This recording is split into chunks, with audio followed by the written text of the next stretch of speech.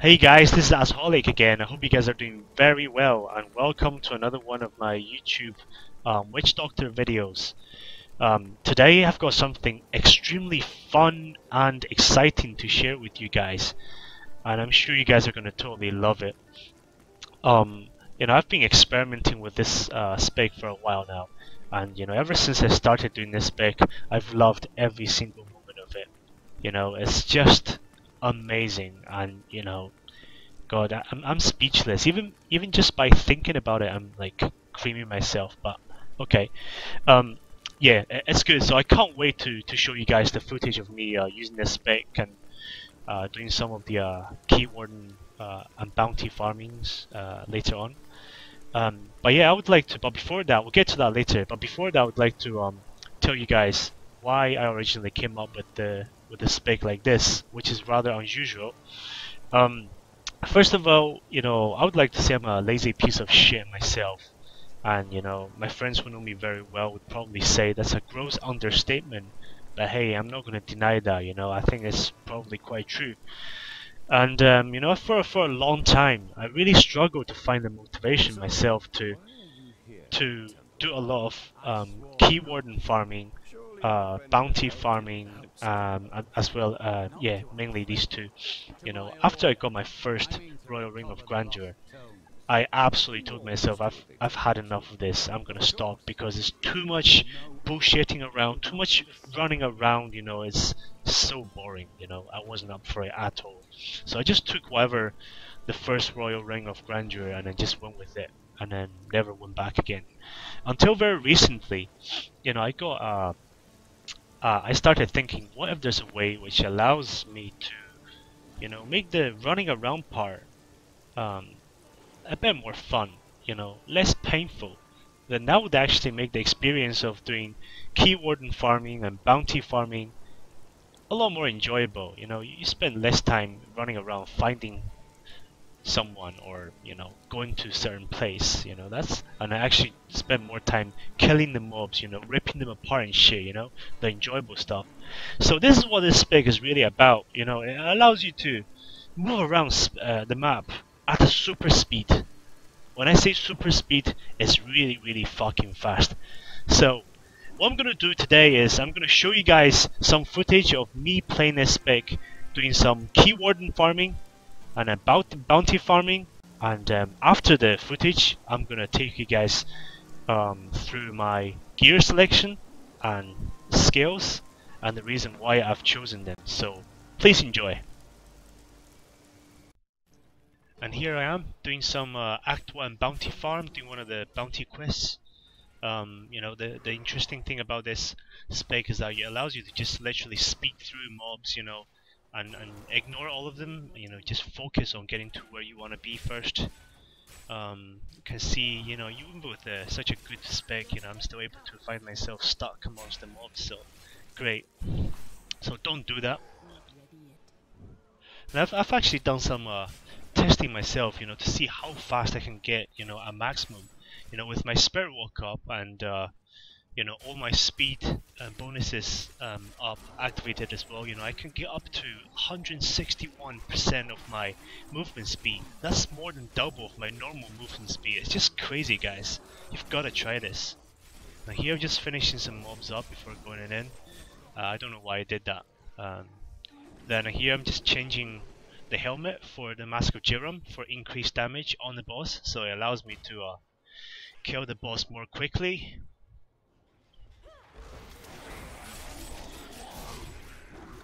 And you can see here, it's I've not changed spec or anything like that. All I've done is changing the Tiklandian visage to Mask of Jiram to boost the damage of my pets, and other than that I'm just literally moving around and waiting for my pets to rip the boss apart. And you can see the boss is dying fairly quickly actually.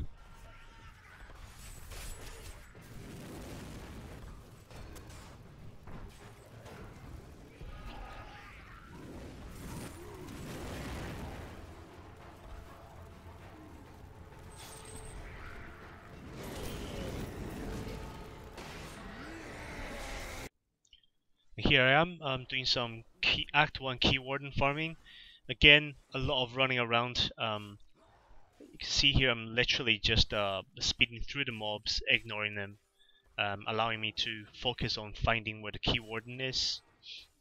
The key here is really to keep your horrify up all the time, for two reasons. One, because when you run through the mobs, you can keep them CC'd, which minimizes the damage you take, because you don't have to worry as much about being hit by projectiles and melee guys and blah blah blah. So you can just run around freely. And the second and more important reason is because every time your horrify ticks, it actually procs one of the speed bonuses coming from your gear, and I will go through why that's the case after this video finishes. So please stay with me.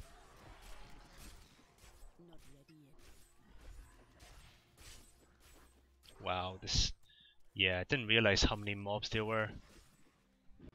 I think I was a bit unlucky with this run actually. It took me longer than usual to find where the key warden was. You can see here I'm still, I was still running around like a headless chicken. Don't know where the key warden was, but you can see again, it's a great video I thought to show even with unlucky runs like this. This build really helps you to speed things up. So I'm gonna speed up the video until we actually find the key warden here.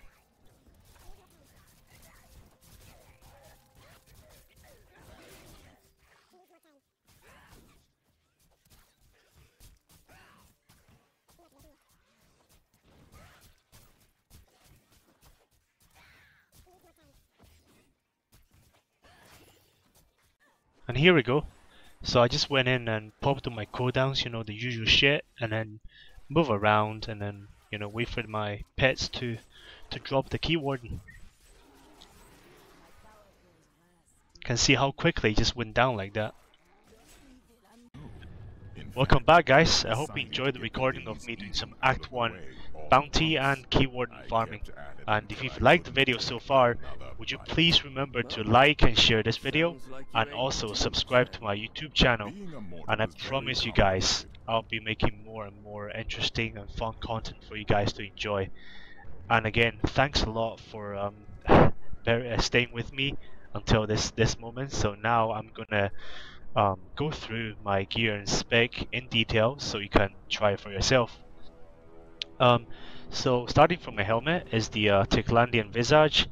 This helmet is one of the key components to this build because it really changes the way Horrify works. If you don't use this helmet, what your Horrify would do is it'll fear the enemies around you within the certain radius at the moment of you casting Horrify. However, if you use this helmet, you can see the legendary proc here. What it actually does is it turns your Horrify into like a pulsating aura, a kind of constantly ticking. If you see what I mean, it's like a dot, except for it doesn't do any damage.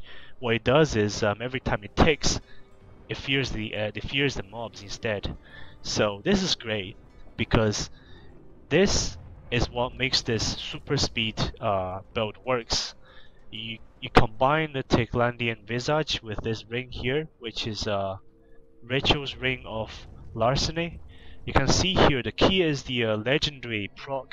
You gain 56% increased movement speed for 4 seconds after fearing an enemy. And this is precisely why we need to use the Ticlandian Visage, because this helmet turns Horrify into a ticking aura. It means every time you tick, then it will proc this guy here to give you that extra 56% increased movement.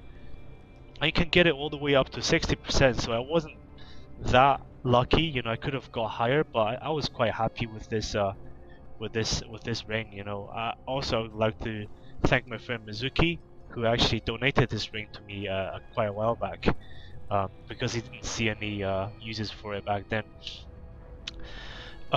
So these two guys here, the ring and the helmet is essentially what you need for you to do this build. Now moving on to my necklace. Guys, for necklace, there's no really hard requirement for this. You know, anything that gives you good damage is essentially good. Ideally, you want to have something that gives you a trifactor and a socket. So you can put in the Enforcer legendary gem in there to increase your pet damage. So you don't have to use what I'm using. If you have better ones, please go ahead and use them. For shoulders, I'm using the Augil's power. So you're trying to reroll into cooldown reduction, and I'll go through why the focus here is on cooldown reduction. Later on when I go through my skill set.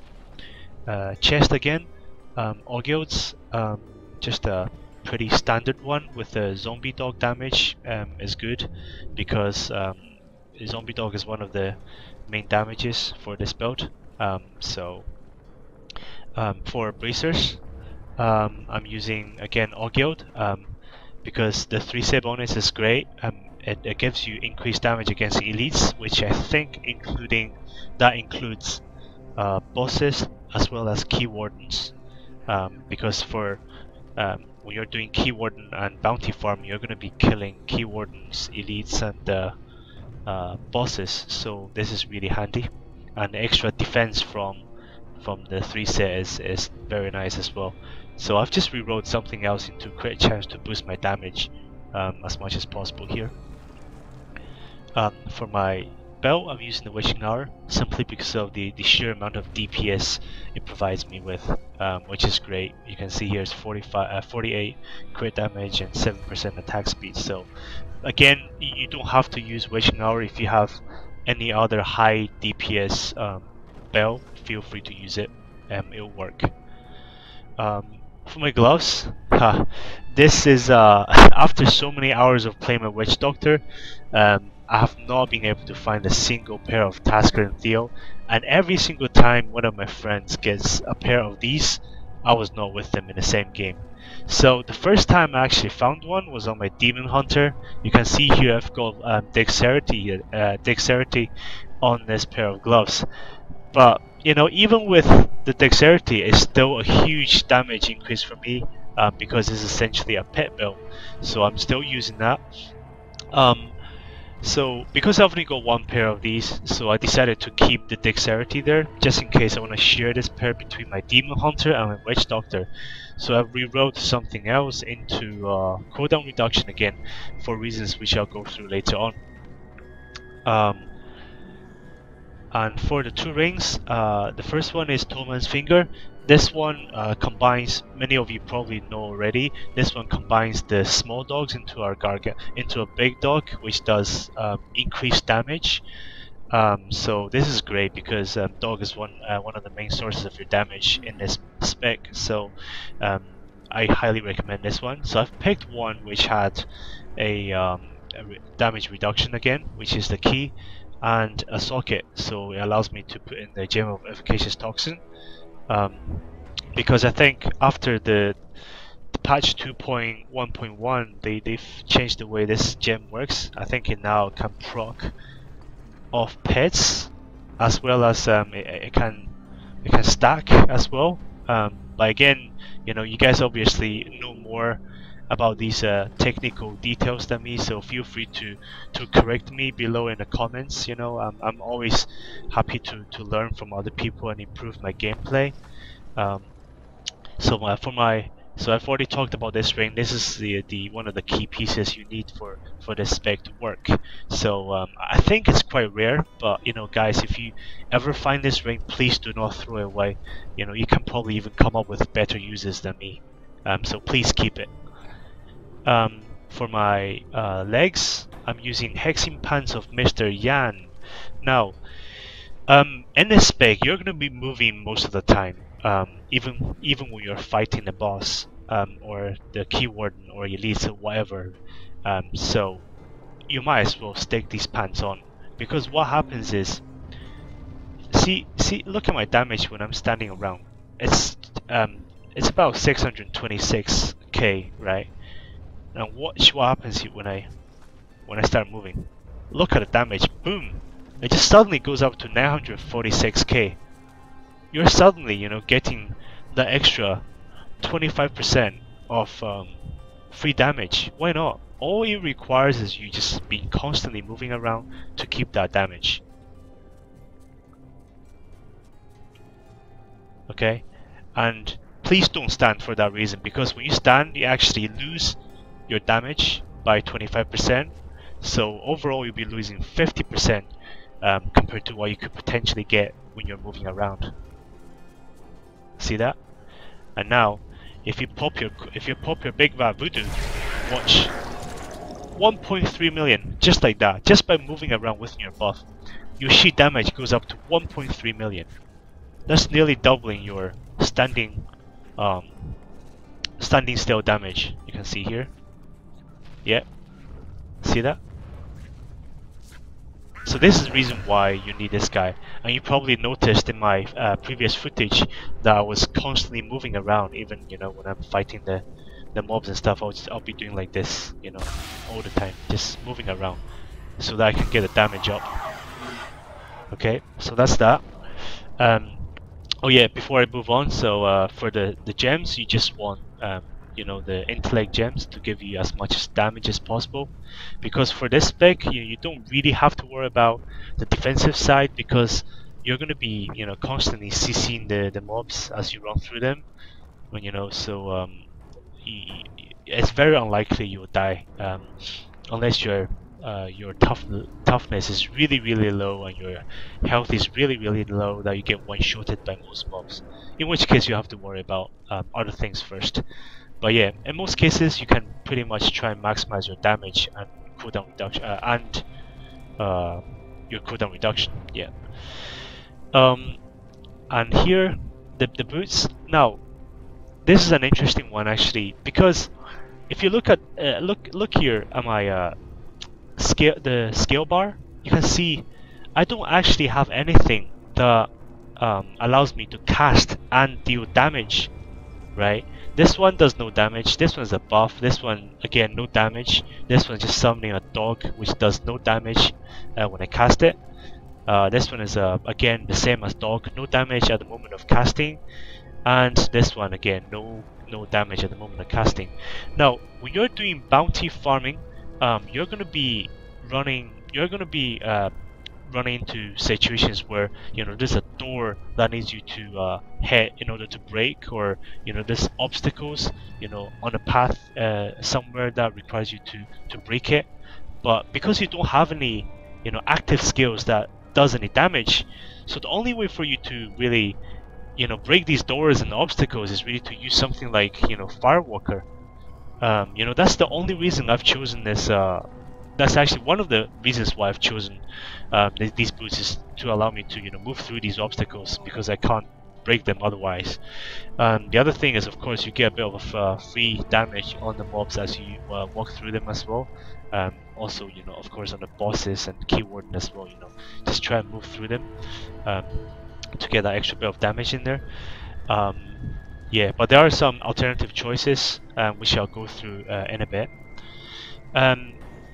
For weapon, I do recommend, I know this is very hard to come by, I know many people have played many hours on a Witch Dog and have never found a single star metal quickly, but I highly recommend this. Because this essentially allows you to spam your big bad voodoo, big bad voodoo and fetish army like pretty much constantly when you're engaged in a fight, which is absolutely great, and it boosts your damage so much. And yeah, I mean, all I can say is, guys, good luck. However, this is not mandatory for this spell, although it does help a lot with your damage. You can use other weapons if you don't have this one. So if you don't have the star metal kukri, what I recommend is something that gives you either fire scale damage bonus or physical damage bonus. You can even use a two-hander. Let me go to my box to show you a few examples. You can actually, this one is actually a great alternative to use. If you don't have the star metal kukri, you can use this Manajuma's carving knife. And if you use this knife, then you want to use the offhand as well, because what this actually does is, you can see it gives you the 2-set bonus is very nice. You're surrounded by deadly poison cloud. Now if you use this 2-set, then it means you don't have to use a firewalker. You can use something better than that, and I'm going to show you why I would recommend in that case. So if you want to use the Manaju, if you want to use this set here, then for boots you can actually try and use the illusionary boots, I think they're called. Let me try and find that. Sorry guys, I'm just not very organized at all. Where is it? Where is it? Keep going through. Oh, there we go.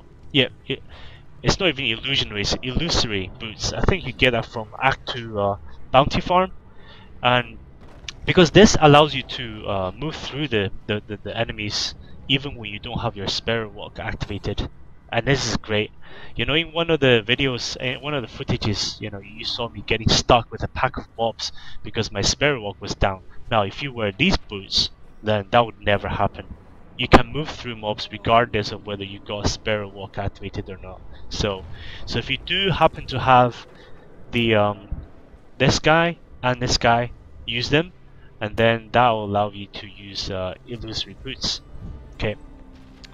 Alternatively, you can even use a two-hander, you know, something like that, which gives you physical skill, damage, and then, you know, again, your pets will be hitting harder with that, of course slower, but the physical damage is great. Or you can use something that gives you fire damage if you're spec'd into fire damage pet build. It's really up to you. But again, if you use these type of weapons, which doesn't give you the, you know, the deadly poison cloud, then you want to use the firewalker, so you can actually walk through doors and stuff like that.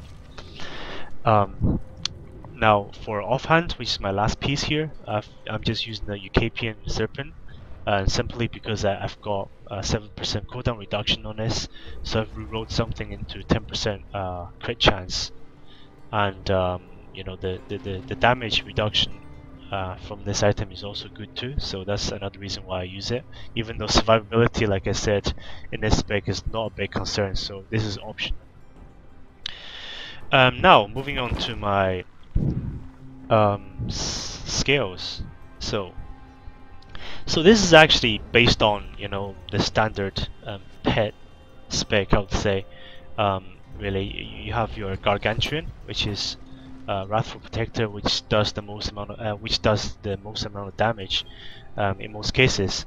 Because in this spec you're going to be doing short fights, you know, so the 15 seconds probably good enough in most cases. You know, most key wardens and elites won't take you more than 25 seconds or 30 seconds, so this is a good duration. It does a lot of damage. Fetish Army, again, I've got a bit of I'm using Legion of Daggers here, because it gives the most number of fetishes summoned, so there's going to be more of them hitting, and then that will allow my Star Metal Cookie to proc more often, so these two guys come off cooldown more quickly, so I can spam more often, which is great. And also I've got a bit of physical damage increase here, about 20% coming from my all guilds, and that's another reason why I'm using the this guy here, because it's physical damage type.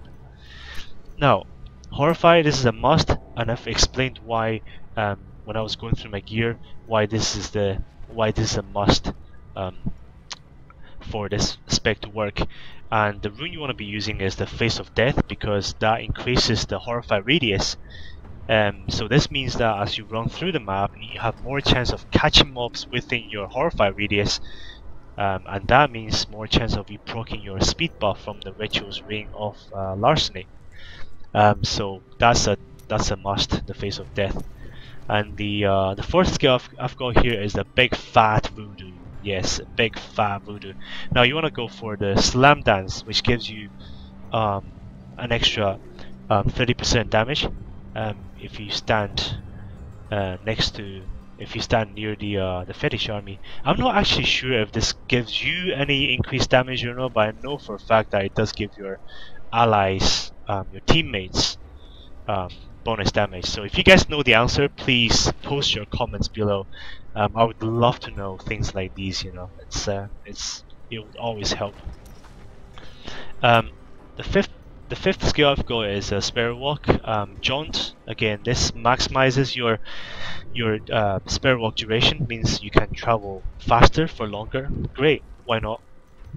So I would definitely go with this one if you want to maximize the speed at which you run through the maps. Now the last one I've got here is Summon Zombie Dogs, and the only reason why I have this, well, there's two reasons. Okay, so first of all, it does decent damage because of the Tollman's Finger. That's the reason why I use Tollman's Finger, because it boosts the damage of my dogs.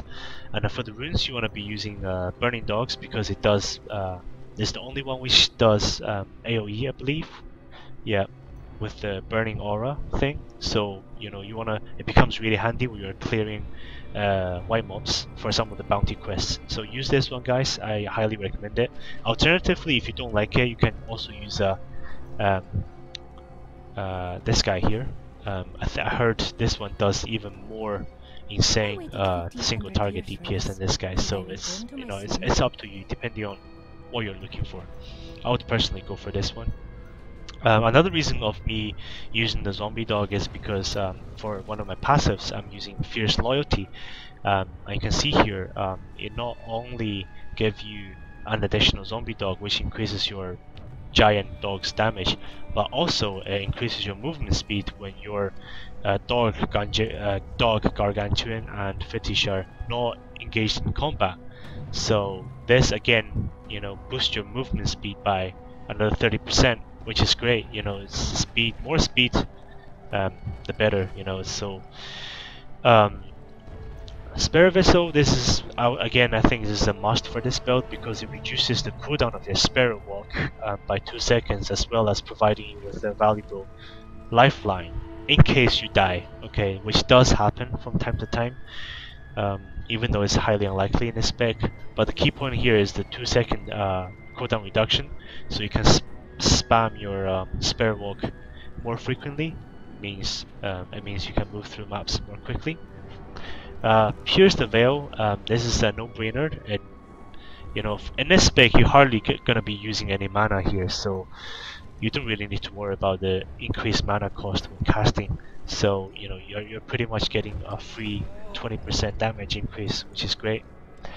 The last one here I've got is the Treble Rights, because I've got the Star Metal Kukri, so I'm able to actually spam these guys quite a lot by having this guy here, which reduces the Fetish Army, the cooldown of Fetish Army, Big Bad Voodoo, Hex, Gargantuan, and some Zombie Dogs. I can actually spam them even more frequently. I don't even know why I need it, but I just I just love it, you know, just in case. But this is not a must.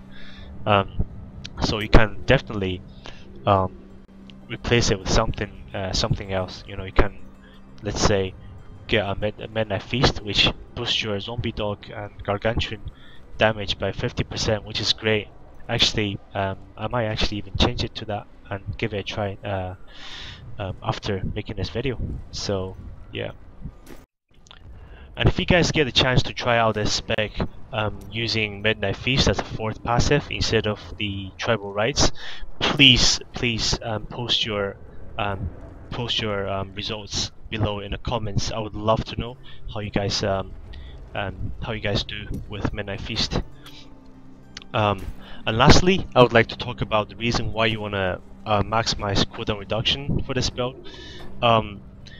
So there's 2 reasons, I think. The first reason is that you want to be able to spam your Sparrow Walk as much as possible, so you can move through the maps more quickly and also move through the mobs more often. And the second reason is you want to be able to cast your Horrify before your Techlandian Visage legendary proc expires. So for my particular helmet, I've got 8 seconds, which is the maximum.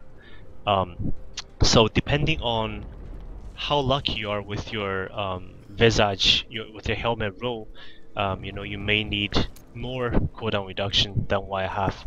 I've got about 45% at the moment. So the way I personally determine this is by looking at the passive, which all the skills which reduces the cooldown of my Horrify. So I've only got one, and that is Spirit Vessel. That reduces the cooldown by 2 seconds. So that pretty much makes Horrify down to 10 seconds instead of the 12 seconds.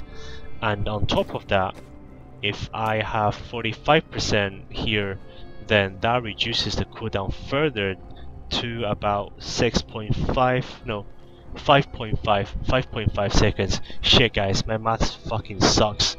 I'm really sorry. But yeah, I think it's 5.5 seconds.